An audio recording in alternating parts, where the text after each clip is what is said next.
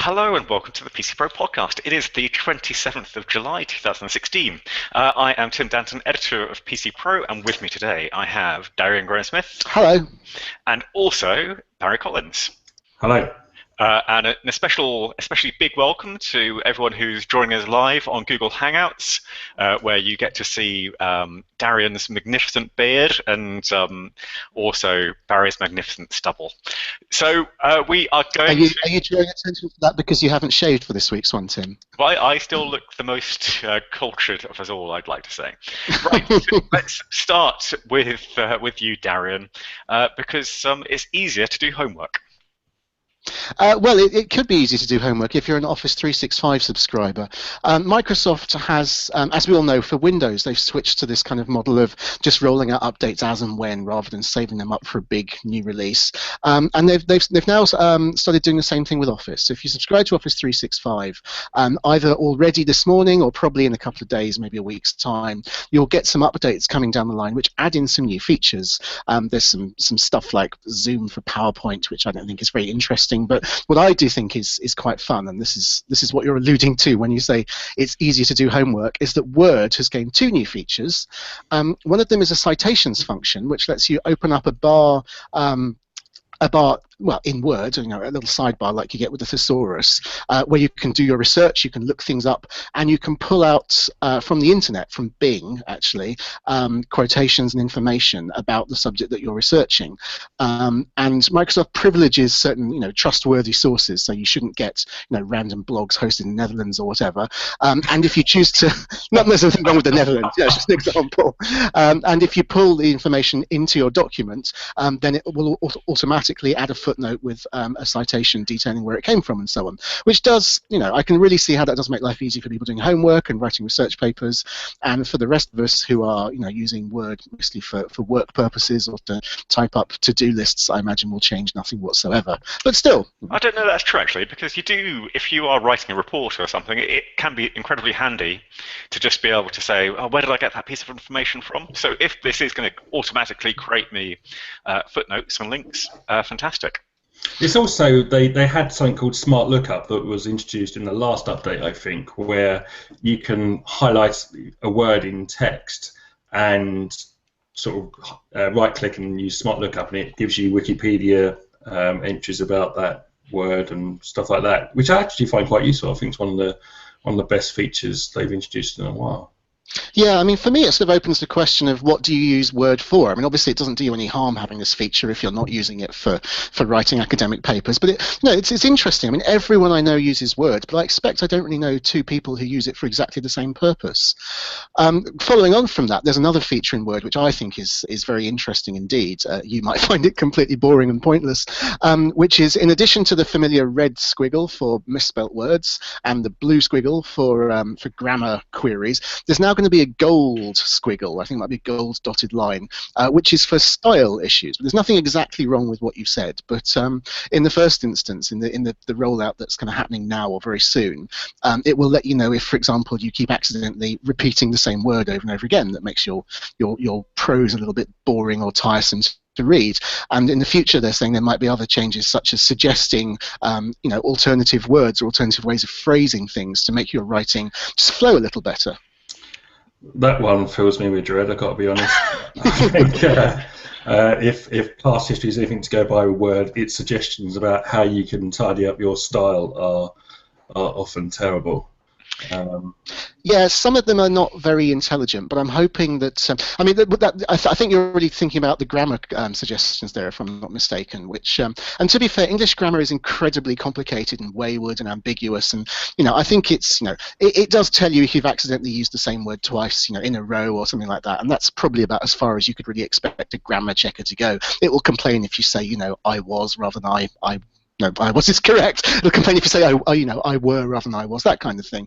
But I think for style, it could work better actually, because I know you guys I'm talking to now. I'm not sure about the listeners, but we all see an awful lot of written words. They all cross our desks every single day, and I think you probably could just sort of single out 3 or 4 things. Repeated words is a good example, which just make something more tiresome or more kind of feel more clunky to read than necessary. And it might be that just a few well-chosen rules could actually make make a huge difference to the readability and accessibility of what you're producing. I'm quite excited to see it anyway. You're excited. Well, I am, yeah. I mean, partly because obviously, as part of my job as an editor, if I can just press a button and turn the incoming reviews into beautiful flowing text, that will save me a lot of time. Yeah, I don't think that dream will quite come true yet. But you see Tim chewing his pen there. He's now considering replacing Darren with Word for 2016. That's true. I should have kept my mouth shut, shouldn't I? Yeah, sudden improvement. And what else, Darren? What else has been improved in the other Office apps? To be honest, I didn't pay any attention to that. I was so excited about the Word ones, but I'll call up the details right now. Here we go. This is live research. No, I tell you exactly what there is. There's a focused inbox in Outlook, which I know Barry, passing the buck. Barry was very interested in. Yeah, go on, Barry. Well, I can't believe it's taken this long to sort that out, because I mean, I'm sure I'm not the only one who uses Outlook to collect Gmail and 2 different work accounts. And for some reason, they've not had this single inbox, despite every other email app, including the free Windows Mail app that comes with Windows 10. They're about the last email client to introduce this feature, which is blisteringly useful. That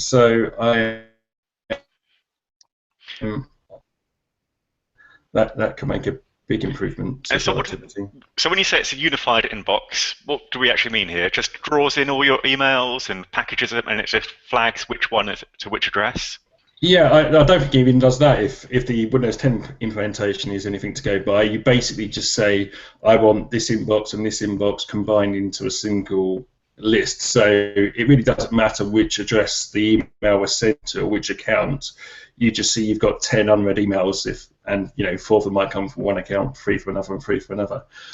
It's irrelevant, and if it's set up correctly, you should just auto-reply from the account it's sent to, so you don't have any of those awkward replying from your Gmail when you're trying to when you're responding to a professional email kind of thing. Well, what I find interesting is not so much the unified aspect of it, but the focused aspect of it, because I do receive, I know you guys also receive, an awful lot of press releases and marketing emails and so on, which I don't want to ignore. I want to have them there, and I want to be able to look through them, at the end of the day or whatever, because, sometimes important news does happen. But equally, I don't want those to come through to my phone, and I don't want those to be the ones, when I log on just to check my email. I don't want to have 50 emails to look through there and then to try and spot the important ones. So the focused aspect of it is much more interesting to me. Have I misunderstood it then? Is it not a unified inbox? Is it just focused? Well, none of us has actually received it yet, so I don't know for certain. But I mean, focused inbox is the phrase they're using. But I mean, I think it's Outlook already kind of have this element of you can set up lots of different accounts and put them into one inbox. So I think it's going to build on that.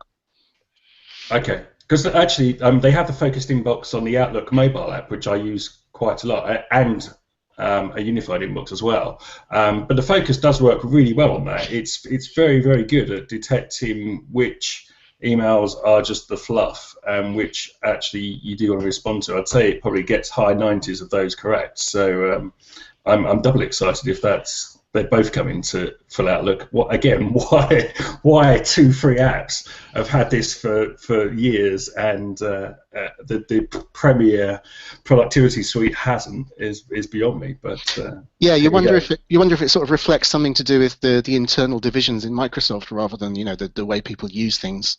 Absolutely. I mean, the Outlook mobile app was bought in, don't forget. It was a purchase of a company's name I forget now. But it's an entirely separate development team, and they've just nicked the features. So, that wouldn't surprise me in the slightest. Mm. Okay, well, we're getting loads of questions in from people. None at all about Office, it must be said. So we're pretty boring with that story. Quick cut. Do you guys want to pull up the questions on the side? But we've got both Mark Walsham and Michael Deere talking about the Ofcom takeover, the Ofcom ruling, I should say, or not ruling, about BT being separated into 2. And that's going to be, I think that was already slated to be our next story. So, Barry, do you want to tackle that?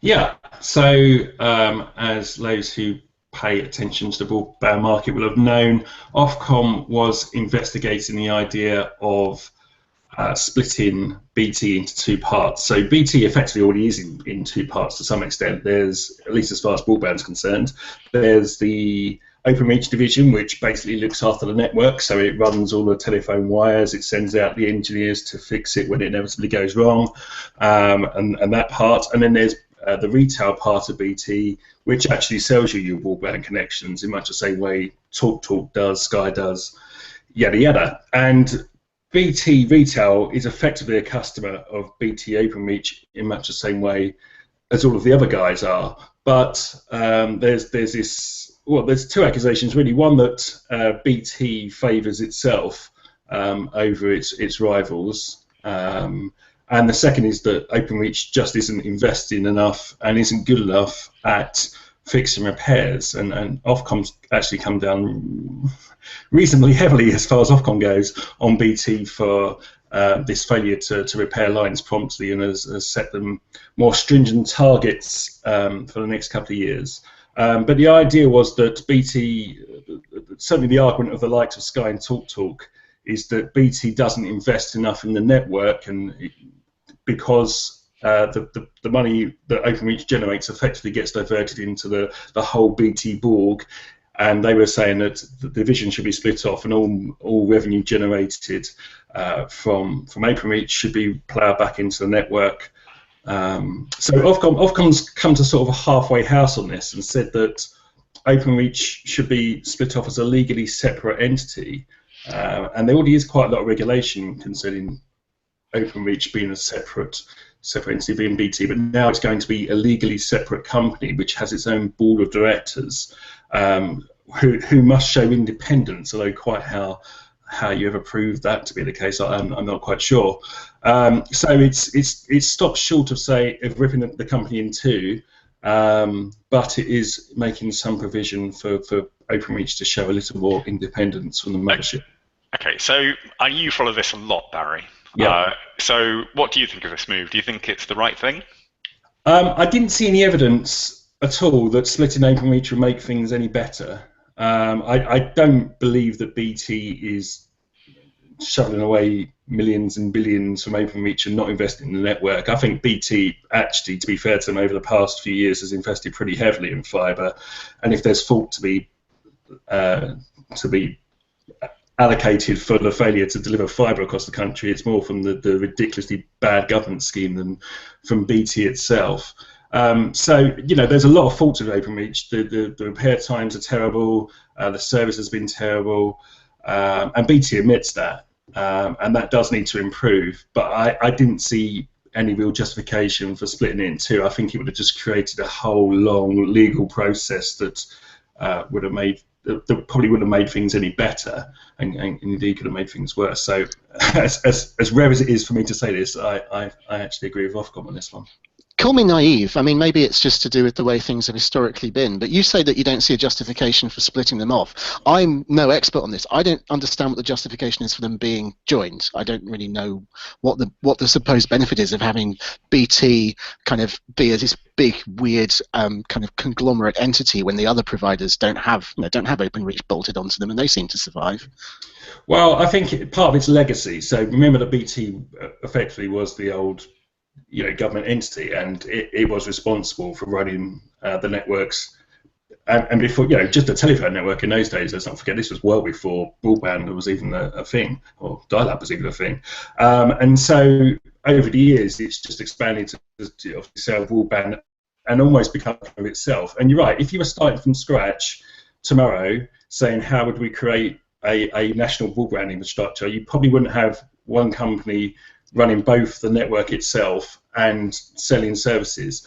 That said, I don't see any evidence that BT particularly favours BT Retail over the other providers. I think there are a lot of questions over OpenReach's performance, but I've yet to see any hard evidence that it's favouring BT Retail. I think that's just petty accusations, frankly, from the likes of TalkTalk and Sky, and so splitting them off wouldn't make any tangible difference to that, from what I can see. Also, I should say that if we've got any people watching here who are subscribers who've already got this issue, there's an interesting piece by an ISP, so an independent ISP called. Actually, no. Do you know what? It's the previous issue. So it's in issue 262 from AA ISP.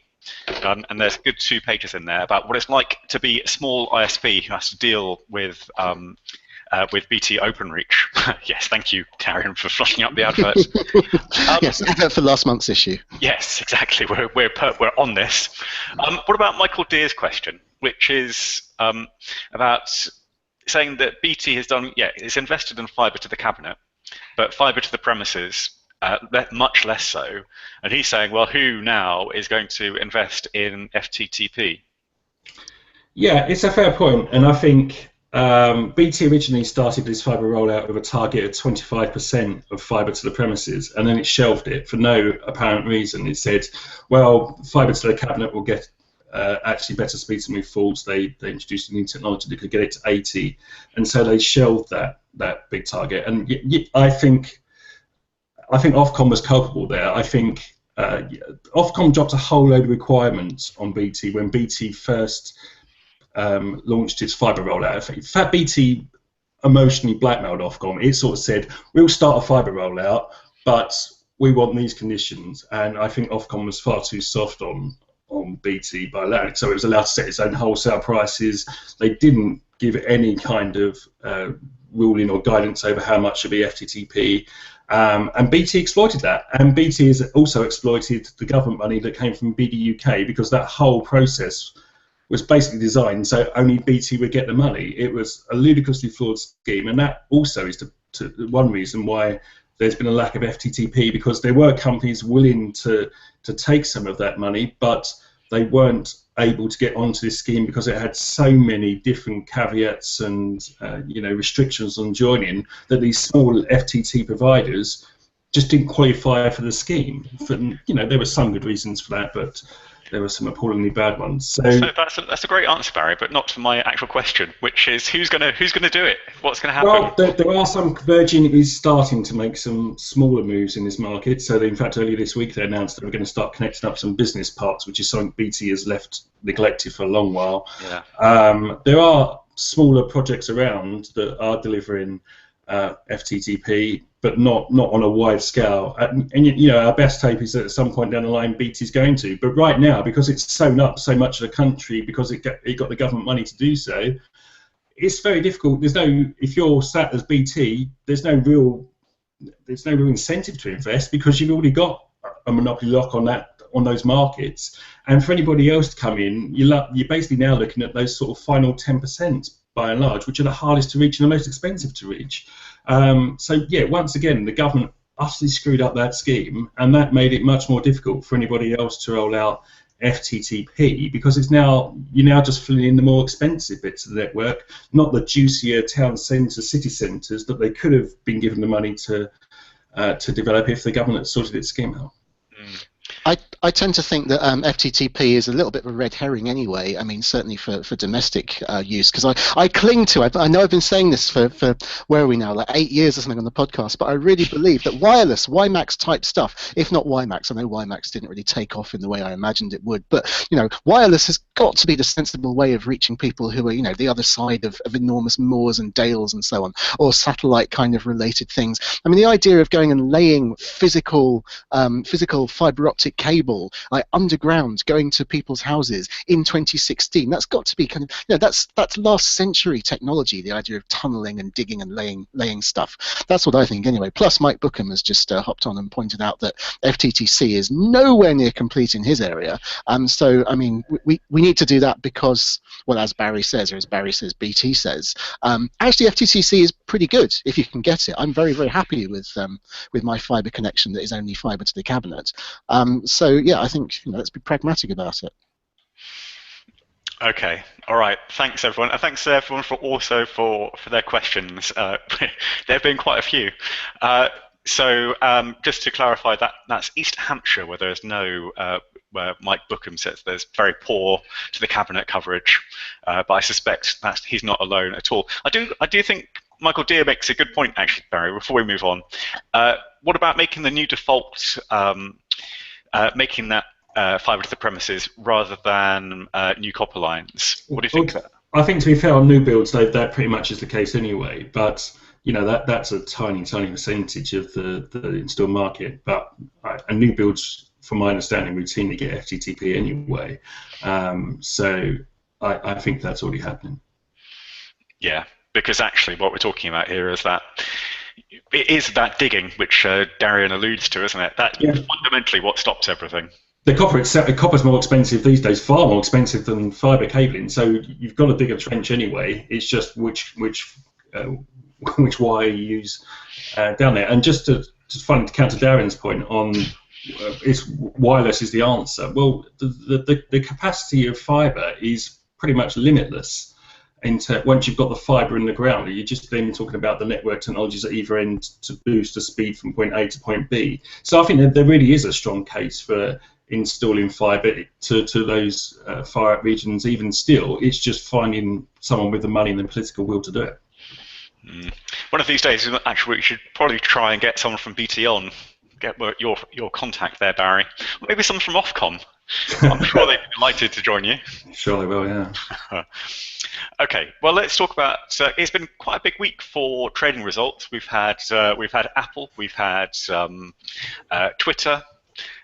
Everything's a bit slowing, isn't it? Really, doesn't it just feel like no one's really shouting about amazing results? We seem to be moving into the consolidation kind of stage, the maturing of the market.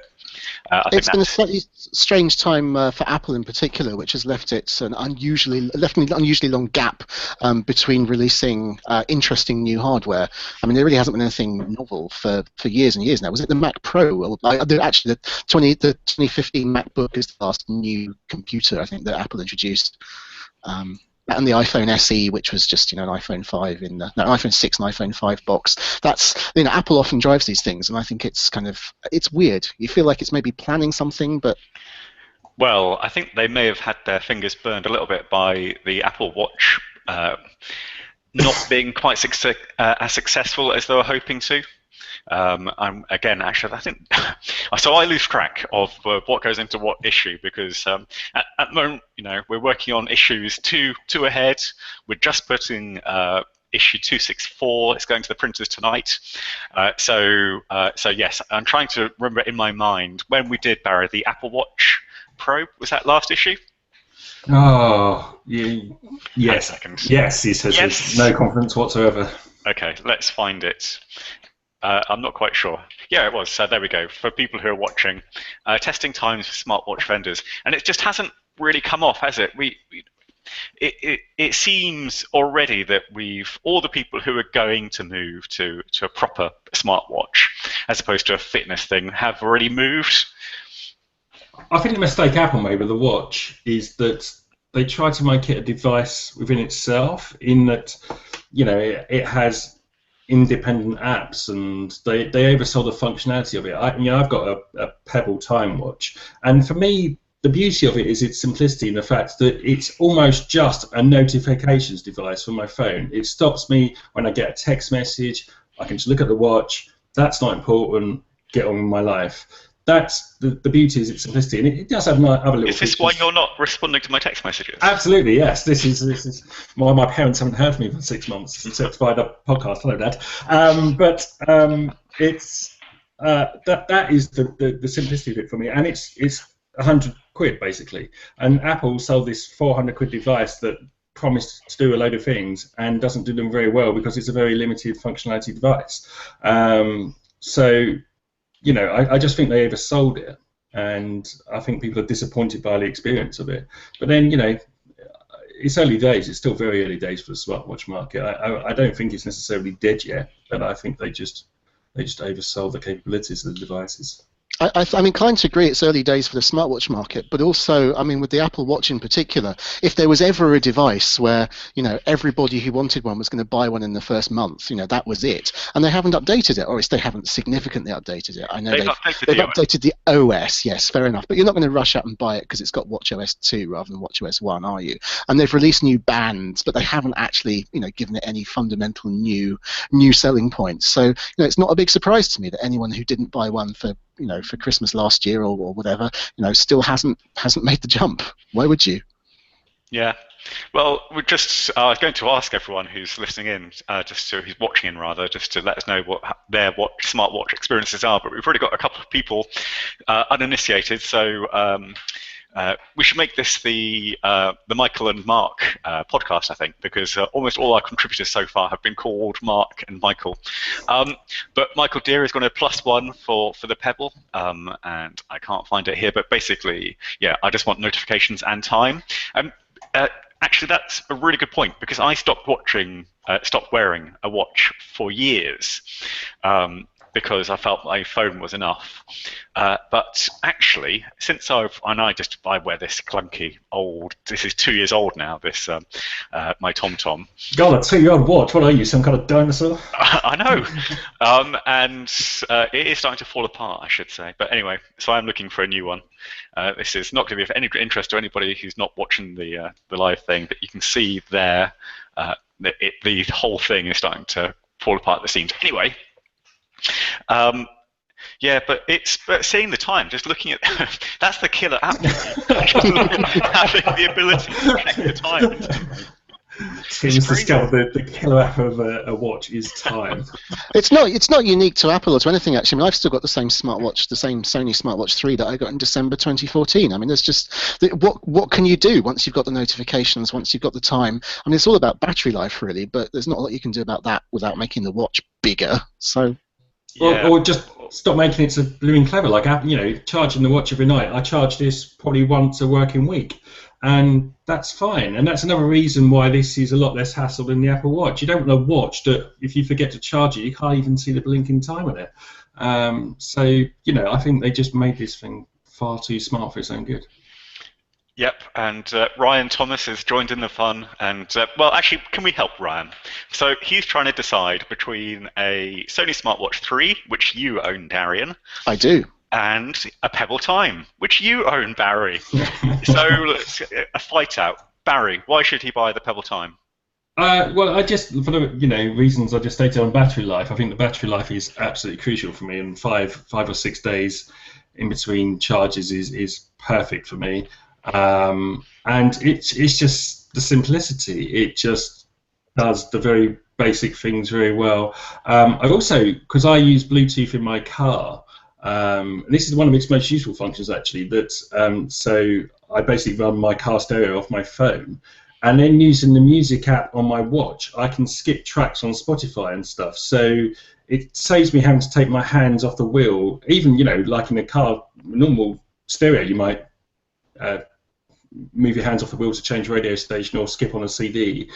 You can just press the button on your watch whilst basically keeping 2 hands on the wheel to skip a track. Or answer the phone, which is a really useful feature. So that's why I like the Pebble. Okay, go on then, Darian, beat that. Well, I can't beat the battery life, but because the SmartWatch 3 has a transflective screen, it does go for 2 to 3 days without between charges, rather than the 1 day that you might get from an Apple Watch. The thing that Barry says about the Bluetooth music controls, mine does that as well. But the one feature which I don't believe the Pebble has, which to me makes the SmartWatch 3 and makes all Android Wear watches really the ones to go for in my view, is the OK Google feature, where you can just say, OK Google, show me a good reason to buy a smartwatch. And of course now it's doing it. There we go. You probably can't see, but it's yep. No, you can't see. But we can't see a single thing.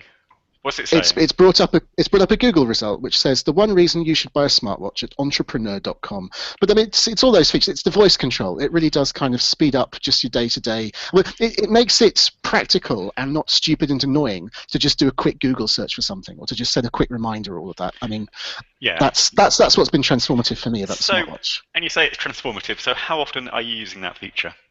Oh, at least daily. Normally for reminders rather than searches. I mean, it really does. Once you get into the habit of knowing you can just say, "Okay, Google, remind me to do such and such at 4 o'clock," then once you can do that, it really makes you much more. Well, it makes me much more effective because I'm otherwise a very forgetful person. Okay, all right, you've had your chance. Ryan, if you can, in the questions, let us know who you think has won.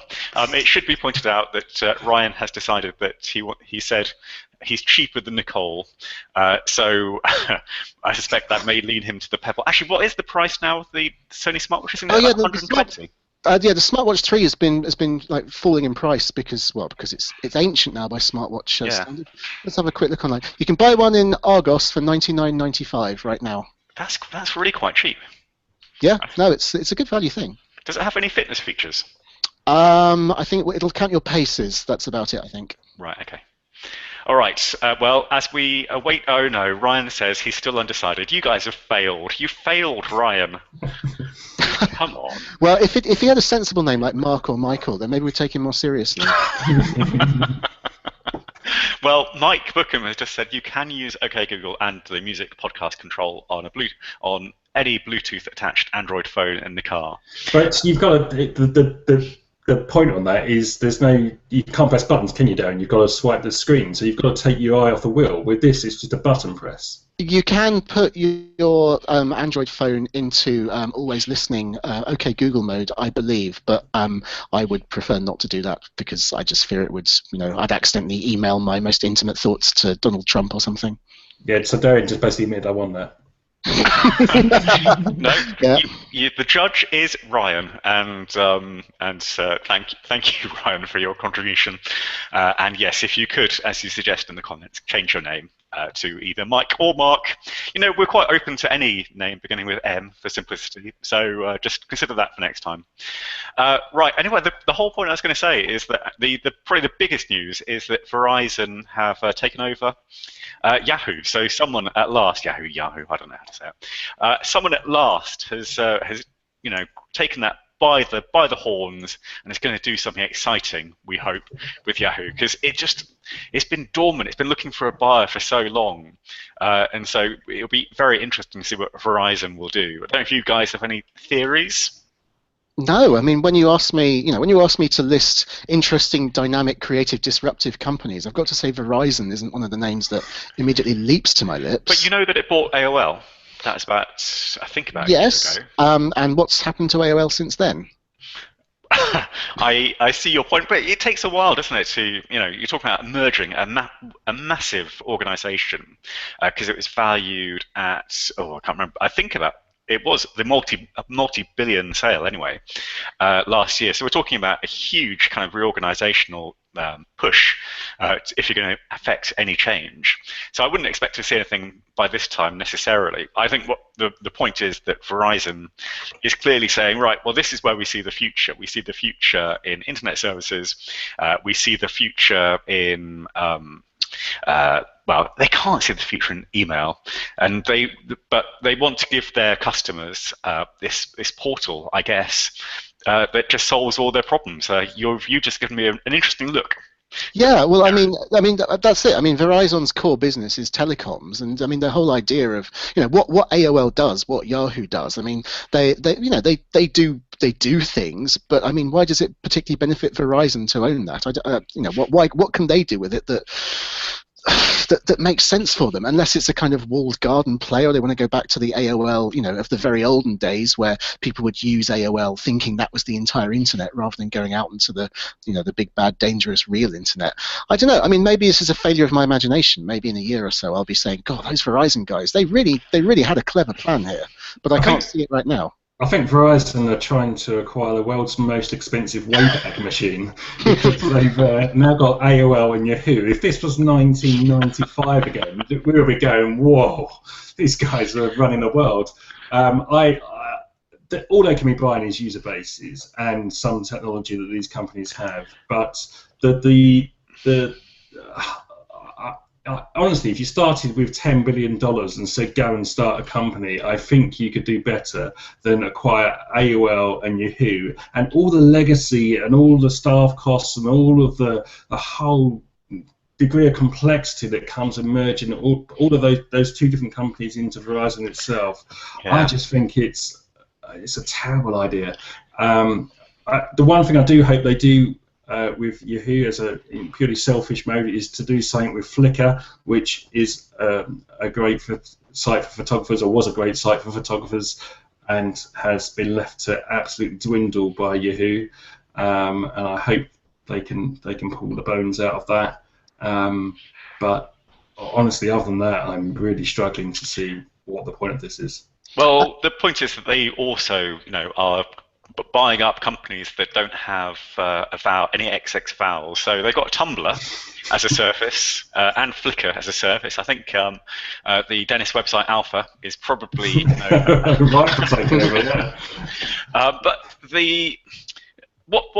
do with Flickr though, Barry? Well, it's still got a massive community, Flickr. And to be fair to Yahoo, one of the best things they did was to up everybody to 1 terabyte of free storage and then allowed you to download it as well. So it's now a pretty, well, half convenient photo backup service. But, you know, there's still a big community of photographic users there. And, you know, there's still a lot of Yahoo Mail users, unbelievably, and there's still a lot of AOL Mail users. So they've got communities, big communities of users still, that it's like bank accounts, isn't it? People just stick with their email address in the same way they stick with their bank, no matter how bad they are. And so there is some audience there, but I think those services have just been left to wither so badly, certainly at Yahoo, that they need to. It'd be great if somebody took a bit of time and effort into sort of servicing the existing user base rather than constantly searching for the next big thing or buying the next big thing. Yeah, it's difficult to be optimistic, isn't it? I'd love to be optimistic about it, but just, you know, Michael Diaz said, you know, he doesn't care. Thanks, Michael. And I like Ryan's comment of looking forward to Verizon putting in a bit of a free serve. Yeah, and but there is. Tumblr is a good example. Tumblr was briefly, actually, I think it was one of those services that kind of flickered into life. Everyone loved Tumblr. I seem to remember I can't remember which newspaper, but various newspapers tried little services all based on Tumblr. It's this very quick to launch website, experiment, grow, and then from that you create a proper service, a proper website. So it was the flavor of the month, and again, it just seems to have disappeared from the radar. Yeah, and that is Yahoo's been strategy, I think, for the past sort of 4 or 5 years. Has been to acquire these exactly as you say, flavour of the months that last about 30 days. And yeah, you know, it's like Periscope and what's the other video service that everyone like this time last year was saying? No, there's another one as well, isn't there? Meerkat or something. You know, they were going to be the big bright future for everybody, and they were going to knock everything aside. And whoever uses those these days. There are so many of these services, and you know these guys they've paid hundreds of millions or billions for them in some instances for these services, and it's frightening amounts of money traded hands for companies that had no revenue stream, a limited user base, and a limited product. And yet, like I say, Yahoo's made an absolute masterclass out of acquiring these ridiculously short-lived companies over the past few years. So now, at least now, somebody's taken the company out of their hands. Maybe they'll stop them wasting all their cash on there. I mean, it's still amazing how much Yahoo was worth. What was it worth in the end? Was it $5 billion? $4.83 billion. Which is a lot of money for a company that doesn't make a great deal of cash. So, yeah. Yeah, and especially because that doesn't actually involve the biggest thing that's been making money for Yahoo recently has been Alibaba.com. Yeah, and isn't that about to be spun off as well? I think that when they're about to. So the rest of Yahoo is. I mean, I'm fairly sure I'm right that Alibaba was worth more than the rest of Yahoo put together by a long chalk. So you do wonder if Verizon's just picking up a carcass here. I'm sure. And the one thing it is getting is it's getting a name which has an enormous amount of recognition. And I think, you know, the truth is, you know, we wouldn't be sitting here talking about it if Verizon had bought, you know, mystartup.com for $4.85 billion. You know, we might be saying, gosh, that's a lot to pay for a startup. But you know, Yahoo is, you know, it's one of the very few really well-established, globally recognized brands that's been there since the start. And any kind, you know, you could hollow it out and stop it from doing anything that it's previously done and launch a completely new set of services. And the fact it was under the Yahoo brand would buy you a leg up, would buy you some attention, would buy you some trust. So I mean, there's that kind of intangible aspect to it. I know what you mean, and that's a good point. But at the same time, there is a little bit of negativity now associated with Yahoo, I'd say, just because it's failed to innovate in the past 5-10 years. There's negativity among the likes of you and me. I'm not sure that, you know, if you go out in the street, I'm not sure if people really have such a kind of a strict mental hierarchy. I think they go, oh yeah, Yahoo, I remember that. I think that might be as far as it goes. Do you remember about 6 years ago, 8 years ago now, 2008, Microsoft put $50 billion on the table for Yahoo, and they turned it down. And they've now just sold themselves for a tenth of that value. I do remember that. Well, but we did say they were crazy to turn it down at the time, I remember. Yes, they were insane. In fact, it cost Jerry Yang his job. Yeah, exactly. He left about 2 months afterwards. Yeah, because the boardroom went, what the hell are you doing? Yeah. And now Mark Walsham is asking if 12 to 20-year-olds know the name Yahoo. Does anybody know any 12 to 20-year-olds? Because I frankly haven't a clue. Well, I know my children. Of course, I don't think Yahoo will have any recognition. But to be fair, they're not the ones spending money, though. I mean, they're not the ones who you can persuade to sign up for expensive services and so on. I mean, it is the slightly older generation who, in slightly older than that, who've got money to spend. Are you kidding? Right, one of my friends bought his son his first mobile at the weekend. Within 4 hours, he chewed through all of his free data and has started on the extras already. The kids know how to spend money, my friend. Don't worry about that. They definitely know how to spend data. God, yes, that's true. We've got a limit on ours, thank goodness. Interesting question. Actually, what I'll probably do is I was going to talk about the fact that ask you, Darren, to talk about the fact that Bitcoin isn't real money according to an adjudication in Florida. But we might. This did you guys see this this laptop thing that I forget what it's called? Oh, the super laptop, the Alpha. The one, it's not a new idea actually, but the basic idea, $99 will buy you a laptop shell, which includes the screen, it includes the keyboard, it includes the trackpad, etc. And then effectively you plug the phone into it. And because of the sophistication now of a smartphone OS, like Android in particular, you can actually run from that Word-like apps, for instance, and so you can do quite a few things with the addition of a touch point and a keyboard. So, what do you, chat, think of this as an idea? I like it. I think it's inevitably going to be very immature at this stage because the phones aren't designed for that usage, and $99 is probably not going to buy you a very nice screen or a very nice keyboard or whatever. But I do think, I think that it is a bit crazy that we carry around quite so many different systems and we duplicate storage and we duplicate processing power and all of that. I mean, what I'd like to see is I'd like to see it work wirelessly rather than by plugging in something physically. And of course, battery is going to be a concern if you're using your phone when you're using your phone, and you're also using it when you're using your laptop. Yeah. But I think that the model, ultimately, this is a very good step forwards in the kind of the simplification, the streamlining, the consolidation, which I think is inevitable. You think it's inevitable? You think laptops are going to disappear? But I don't think laptops are going to disappear, but I think the whole idea that we'll have to have a laptop which is, I mean, it's already stopped. The idea that we have a laptop which is super powerful and is a replacement for a desktop PC, that's kind of, that's very much up for grabs now. I mean, we have Chromebooks doing quite well. I'm talking to you for boring reasons. I've switched back to my MacBook, which has got a Core M processor in it. I mean, the idea that the laptop is a super powerful desktop replacement has already gone by the wayside, and I think it's, increasingly, and the reason is because our services are increasingly back-end services, because we're running things in the cloud, because we're offloading, and I see no reason why that shouldn't continue. But, I mean, you say this is an immature idea. It's not. It's been around for like 4 or 5 years. In fact, I'm pretty sure we had a podcast once, because I remember David Fearon absolutely slating one, and I'm trying to think. It was an Android-based manufacturer. It was Motorola, if I. Thank you. Yeah, and you docked the phone in the back of it, and it had a keyboard and the screen very much like this thing is. And inevitably, it was dreadfully slow. And this will be dreadfully slow. Because even compared to your Core M processor, the smartphone processors just aren't up to handling a big screen and doing any kind of, even Word takes a fair chunk of processing power. So this idea that's been around forever, that we're going to, well, not forever, but certainly for the last 10 years, that smartphones are just going to power everything else and will eventually just run everything on smartphones, is the biggest fallacy going. I mean, Microsoft had it with Continuum and Windows phones. This is their big thing for Windows phones. But that's been a huge success. Yeah, exactly. They've been so successful, they barely even mention it. You go and look on their website, so you can find a Windows phone now. It's a daft idea. The phone is the one device that you want isolated from everything else, mainly because of battery life, like you say.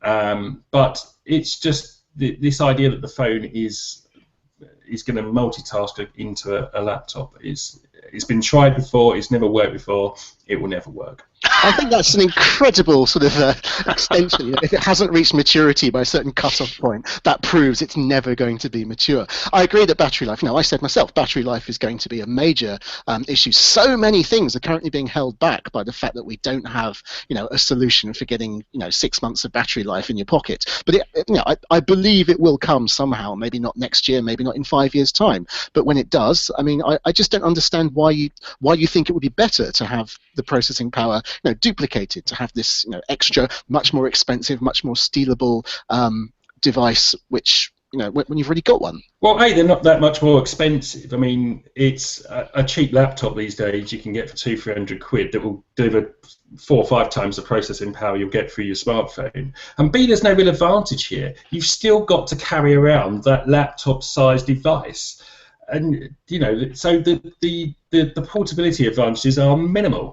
I don't think you do have to carry it around though, because I can just take my phone to your house and plug into your terminal. Really, we're actually. And how often do you do that? How often is that even practical? Fine, I'd go to the library. I'd go to I'd go to work. And I'd just be able to. You've got your own laptop. You've got a MacBook. You just said it's a deliberately thin device. That's because I have to take it anywhere. 2016. We're talking about the future. Although actually, we're actually having in a sort of slightly codified way a decades-old debate about mainframes and terminals versus personal computers. And I sincerely believe that. And where did that end up? It hasn't finished. It swung from mainframes and mini computers and so on towards personal computing. But now, increasingly, as I say, many of the services and the things we use have gone back into the cloud, and the actual the computer at the sharp end of it is becoming less and less relevant. Yeah, I think I kind of side more with Barry, if I'm honest with you. I can't quite equal either of your guys' passion. I'm sorry, but yeah, you're quite right. This has been tried forever. Thin clients, as Mark Walsham talks about. They've been there forever as well. We actually I thought thin clients were going to make a proper comeback about 7 or 8 years ago into enterprise computing in particular, but it just doesn't seem to have materialized. People still like, for whatever reason, people still like having processing power on tap that they can use. And I also just want to put a quick defense in about the Core M processor, because someone said it's only a Core M processor. Core M processors are really quick. When you need them to be. For the tasks you're doing on a laptop, they are perfect, because they don't take up too much battery life when you don't need them to, and they can do everything or most things you need them to, at that moment. Well, they're perfect until you need them to do something serious, so in which case they start choking back and you. Yes, but when you say something serious, you mean processing an entire Lightroom catalogue of photos, which is not entire, processing one. No, I use Photoshop all the time on this MacBook, and it's absolutely fine. I forget that it's supposed to be underpowered. If you run it for longer than 5-10 minutes, though, then it starts to slope off really bad. No, it doesn't. If you run the like a little temperature gauge monitor, you can see that it goes up, and the processor speed, it shoots up, and then it kind of like tails off a little bit. But it takes 2 seconds to cool back down. So all it requires is for the screen to render. You look at your picture and go, "Yep, that's great," and then you go and select the next menu option, and once again you get the full turbo boost. And then go back to your computer to cool it down so you can start doing the next one. Sorry, I was waving my hand for the people for the oh yes. benefit of the tape. Just interesting, actually. Mike Webster says that. Mike Webster, we've got another Mike. I think Mike has commented already, but we've got many mics today for some reason. Yeah, Mike is saying that his office is actually almost entirely virtualized. So I may have to qualify my previous statement. Be interesting to know when you say that, Mike. Just any more details you've got. 50K plus thin clients. How that breaks down. He also pointed out earlier that HP is going to create the Elite X3. Have we covered this already? A pioneer in the 3-in-1 category, combines PC power, productivity, tablet portability, and smartphone connectivity in a sleek and secure device that can dock with your screens and keyboards. So there's no news exactly on when that's going to come out, but there you go. HP's in on the game. Yeah, I don't think it's going to be a success. Like I said, the technology is immature, and I agree with Barry that to the extent that if I saw, if someone said, "Hey, do you want to swap your MacBook and your Android phone for this?" I would say, on your bike.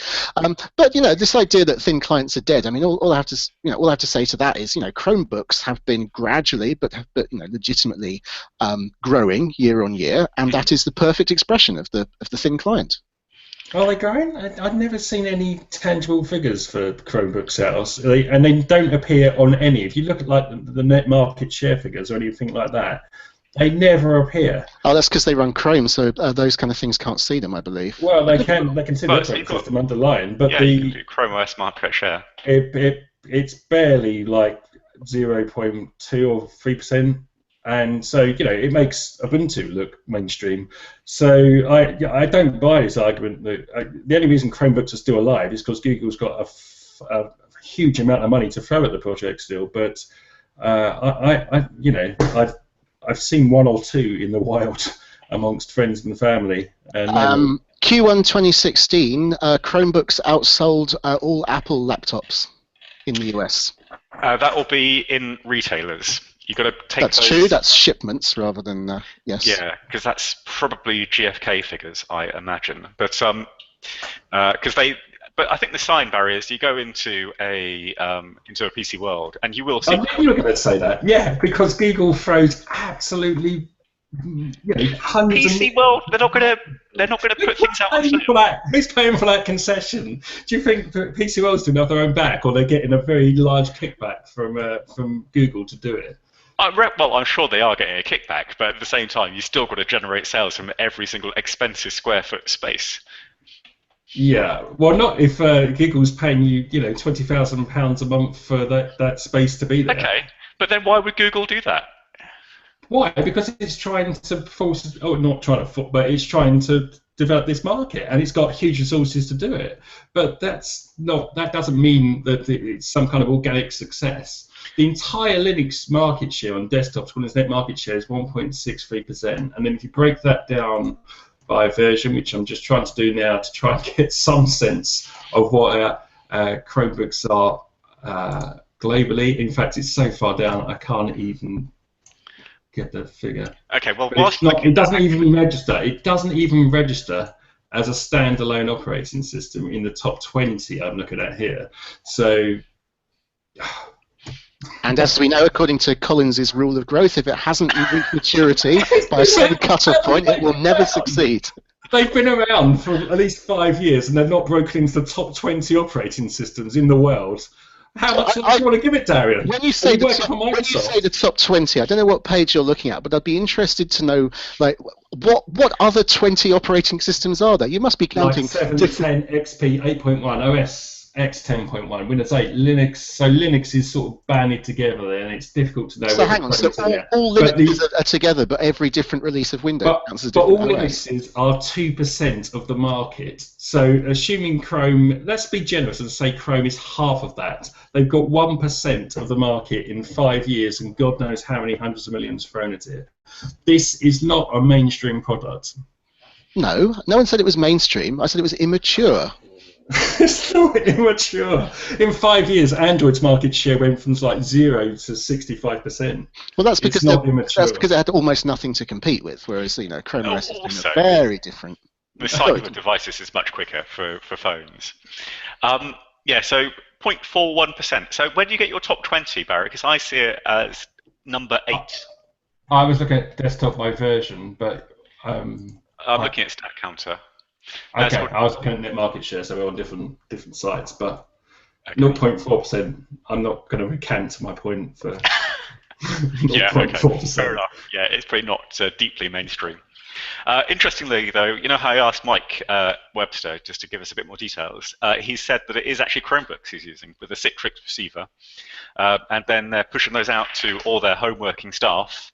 And obviously that gives them a completely secure environment, or at least a managed environment, to work on, because it does seem to make absolute sense to me.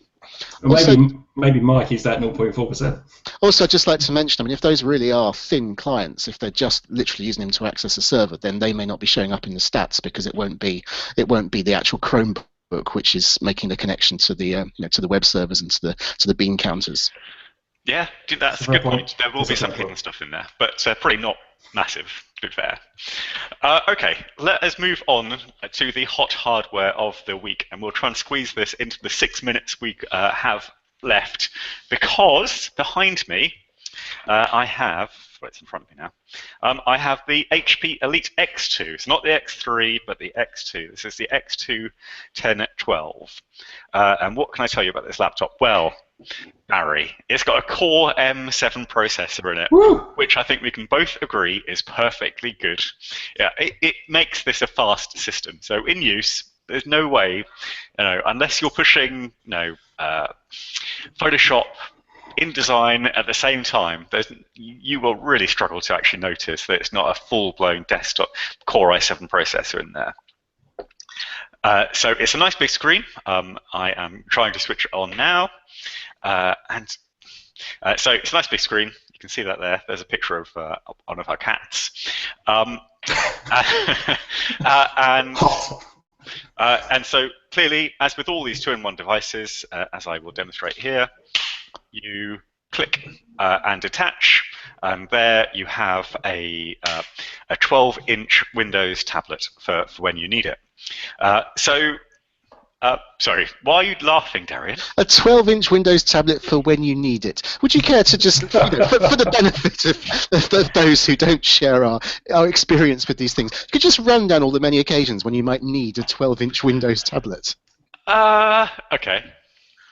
I am struggling to think of a time when I may specifically need a 12-inch tablet, but certainly if you are, okay, let's say you are in a boardroom and you wish to scroll some notes from the meeting, then I take my tablet, my nice big tablet, and I write on it, Darian, like I would an A4 sheet of paper. And so, because this comes with a stylus, I should say. How does the price compare to an A4 sheet of paper?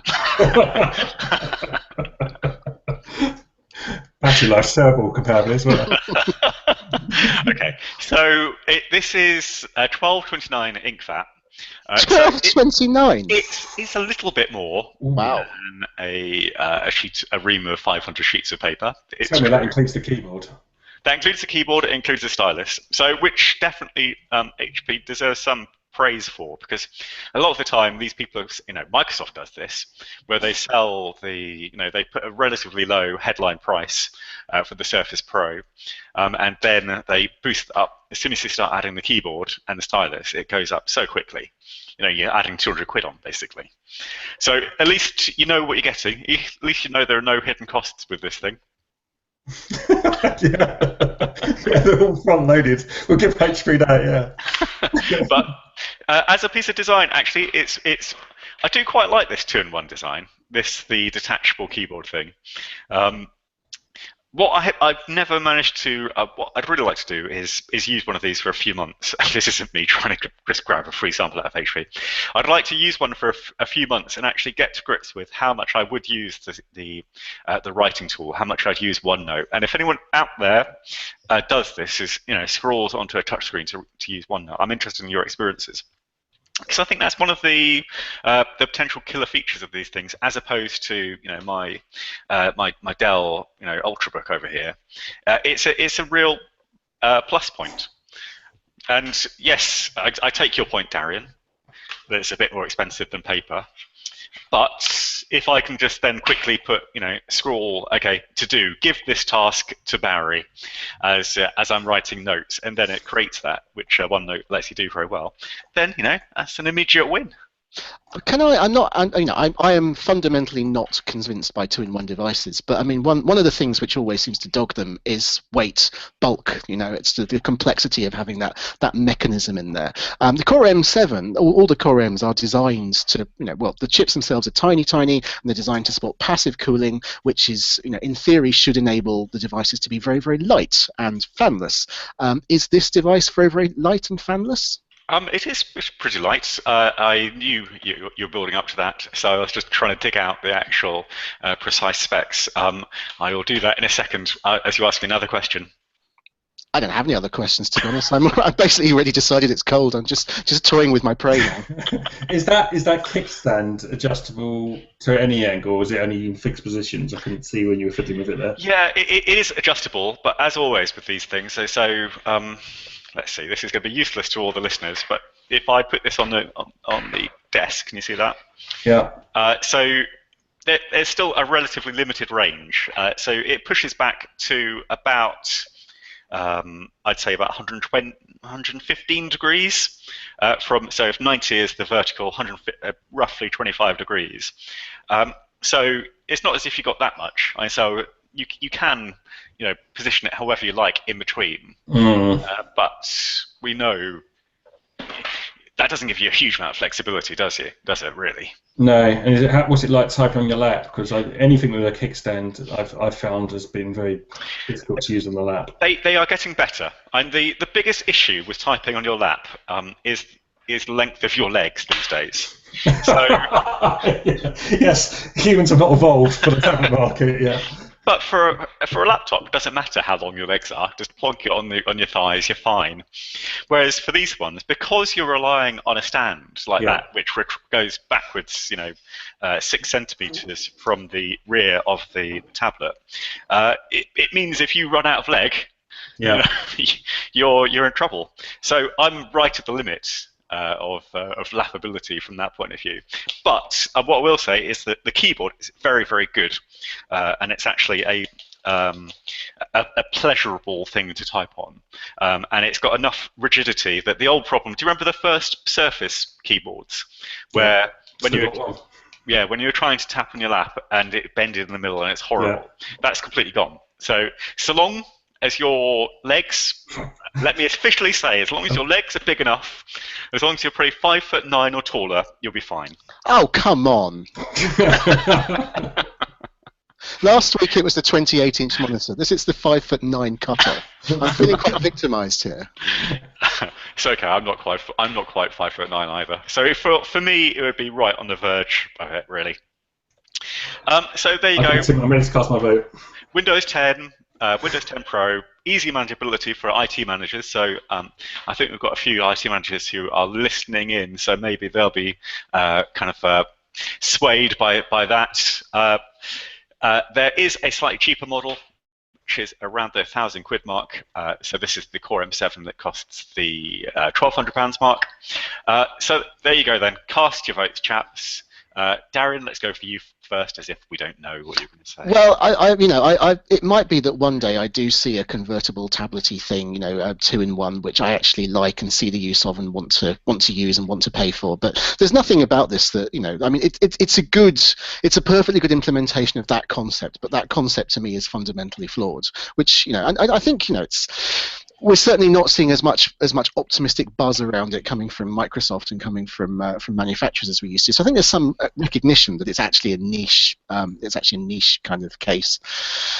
So for all those reasons, obviously I'm cold. I was just wondering, though, I don't remember you mentioning the screen. And one of the things which I think is, increasingly a real can rescue a mediocre system or destroy an otherwise good one is the quality of the screen. So I'm somewhat interested in that. Okay, yeah, the screen is terrific. That's one of the things you're definitely paying for. So the things that you're paying for here are processing power, although, like I say, there are cheaper versions.